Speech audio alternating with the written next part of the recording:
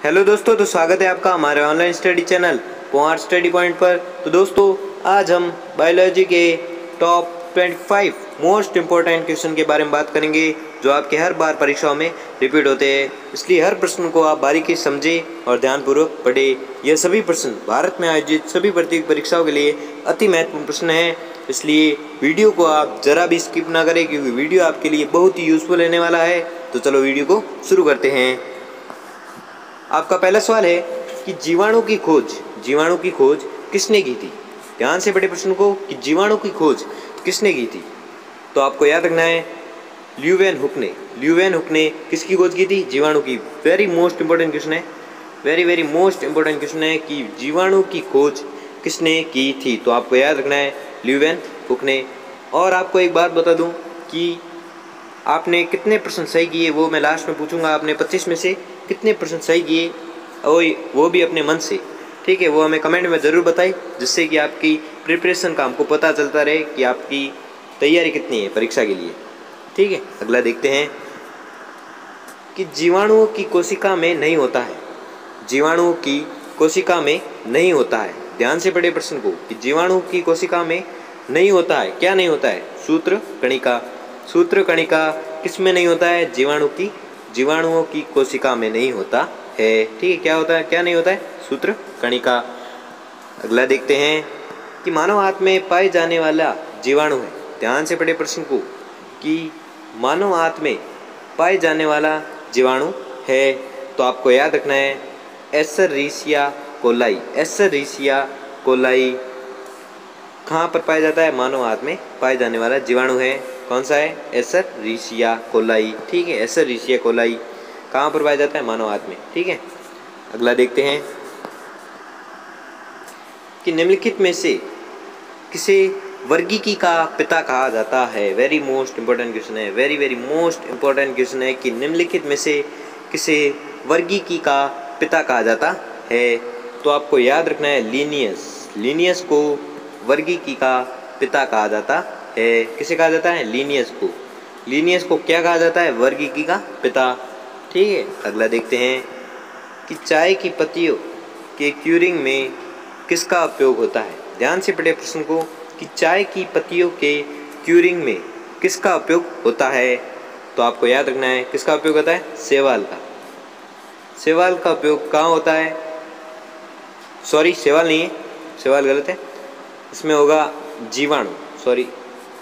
ठीक है, चाय की पत्तियों के क्यूरिंग में किसका उपयोग होता है? तो आपको याद रखना है जीवाणु। शैवाल नहीं है और विषाणु नहीं है, कवक नहीं है, तो क्या होगा? जीवाणु। ठीक है, तो चाय की पत्तियों के क्यूरिंग में किसका उपयोग होता है? तो आपको याद रखना है जीवाणु का। अगला देखते हैं कि नाइट्रोजन यौगिकीकरण में निम्नलिखित में से कौन सी फसल सहायक है। ध्यान से पढ़े प्रश्न को कि नाइट्रोजन यौगिकीकरण में निम्नलिखित में से कौन सी फसल सहायक है। तो आपको याद रखना है फली फसल नाइट्रोजन यौगिकीकरण में बहुत ही सहायक है। ठीक है, बहुत ही सहायक है। कौन सी फसल है? फली फसल है जो नाइट्रोजन यौगिकीकरण के लिए सहायक है।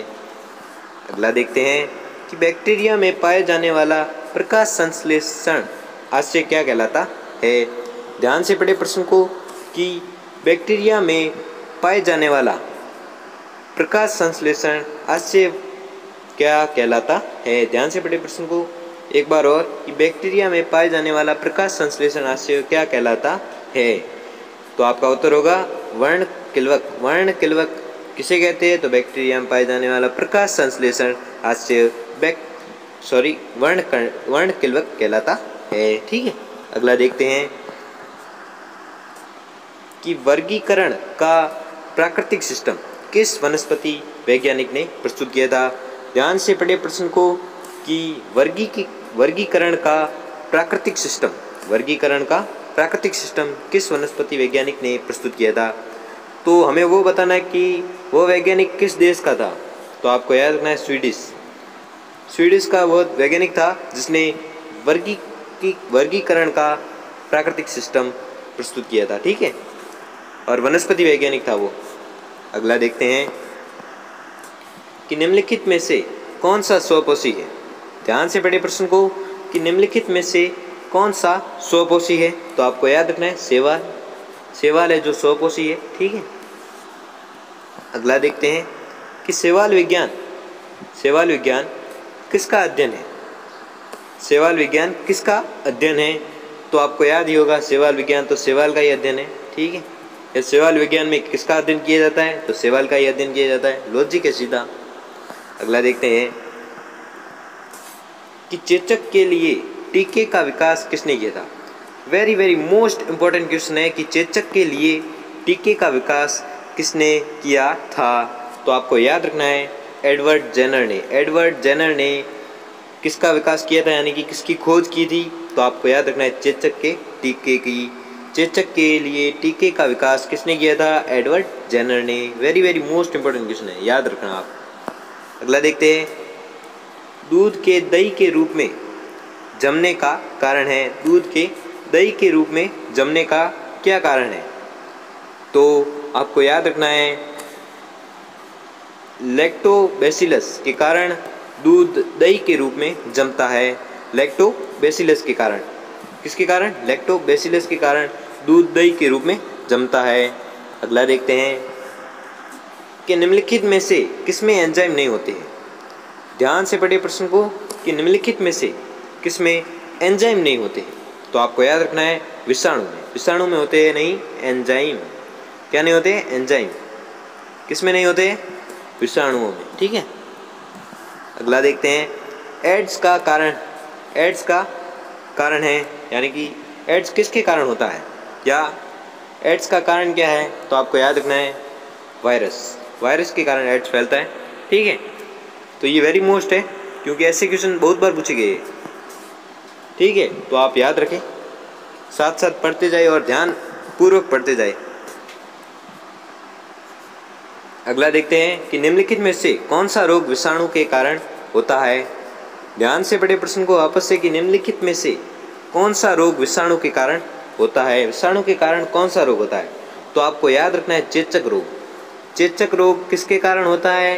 कैसे भी पूछा जा सकता है प्रश्न कि चेचक रोग किसके कारण होता है? तो आपको याद रखना है विषाणु के कारण। विषाणु के कारण कौन सा रोग होता है? तो आपको याद रखना है चेचक रोग। ठीक है, कंफ्यूज नहीं होना है, सोच समझकर उत्तर देना है। ठीक है, अगला देखते हैं कि एचआईवी के द्वारा होने वाला रोग, एचआईवी के कारण होने वाला रोग कौन सा है? तो आपको याद रखना है एड्स। ठीक है, एड्स रोग किसके कारण होता है? तो आपको याद रखना है एचआईवी के कारण। एचआईवी के कारण एड्स रोग होता है। अगला देखते हैं कि मिट्टी में धान की पैदावार बढ़ाने वाला मुक्तिजीवी जीवाणु कौन सा है? ध्यान से पढ़े प्रश्न को वापस से कि मिट्टी में धान की पैदावार बढ़ाने वाला मुक्तिजीवी जीवाणु कौन सा है?